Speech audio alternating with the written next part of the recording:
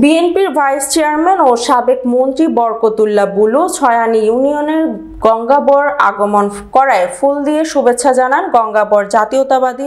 পরিবার। এই সময় উপস্থিত ছিলেন নোয়াখালী জেলা বিএনপির সাবেক সদস্য শামীমা বরকত লাকি, বেগমগঞ্জ উপজেলার বিএনপি সভাপতি কামাখ্যা চন্দ্র দাস, কেন্দ্রীয় যুবদলের সাবেক ধর্ম বিষয়ক সম্পাদক হুমায়ুন কবির চৌধুরী, উপজেলা যুবদলের আহ্বায়ক রুস্তম আলী, ছয়ানী ইউনিয়ন বিএনপি সভাপতি চেয়ারম্যান জামাল উদ্দিন, সাধারণ সম্পাদক নিজামুদ্দিন চৌধুরী, কোষাধ্যক্ষ মোহাম্মদ খালেদ, ঢাকা মহানগর দক্ষিণ ছাত্র দলের সাবেক সহ সাংগঠনিক সম্পাদক নাজিম উদ্দিন, ইউনিয়ন যুবদলের সাবেক সভাপতি গিয়াসউদ্দিন সোহেল,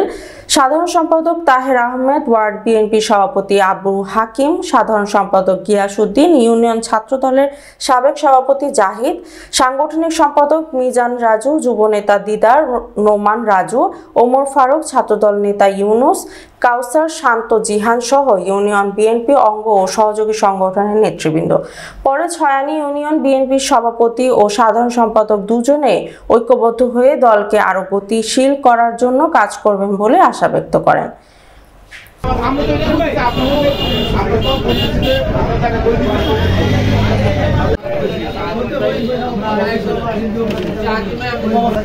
কিন্তু ওকে ঠিক আছে।